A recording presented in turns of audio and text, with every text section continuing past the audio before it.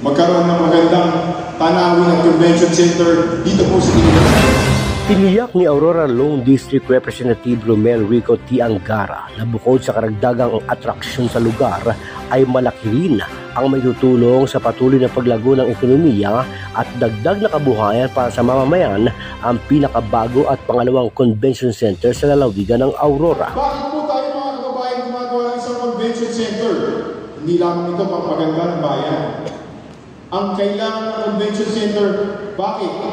Pag nagkaroon po tayo ng convention center, sigurado ako, maraming magpapabook na dito, garantisado po yan. Pag may mga pumunta ng mga tao dito, sigurado, kakain yan, sasakay sa tricycle, bibili na sa tindahan, mag-overnight yan sa mga hotels, transients at iba pa.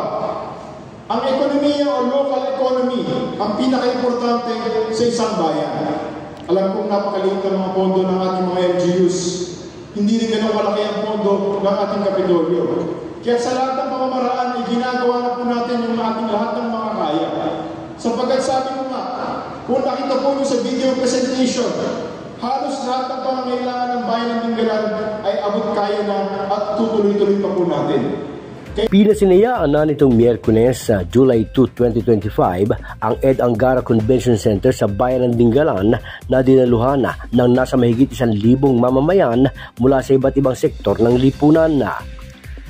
Bukod sa kinatawan ng lalawigan ay dumalo din sa inaugurasyon ng bagong gusali ang ilang mga halal na opisyal ng panlalawigang pamahalaan na kinabibilangan nila Bukal Attorney Patrick Angara, Bukal Pedro Bobong Ong, Bukal Jake Galvan, Bukal Norma Palmero, SP ex-officio member RJ Angara, Aurora Vice Governor Sig Galvan at Reynante Juan Tolentino na anak at siyang nagsilbing kinatawan ni Aurora Governor Reynante A. Tolentino.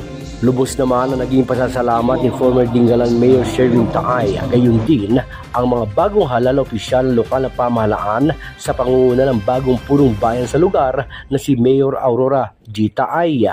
Nangako si Mayor Aurora Taay na sa tulong ng asawa nito na si dating Mayor Sherwin Taay at mga kapwa halal na opisyal ng bayan ay iingatan at aalagaan umano nila ang lahat ng proyektong pambayan sa kanilang nasasakupan, kabilang na ang Ed Angara Convention Center na batid daw nilang malaki ang magiging ambag para sa karagdagang pondo ng lokal na pamahalaan. Mula sa lalawigan ng Aurora, ito si Ferdinand Pascual, humahataw sa pagbabalita.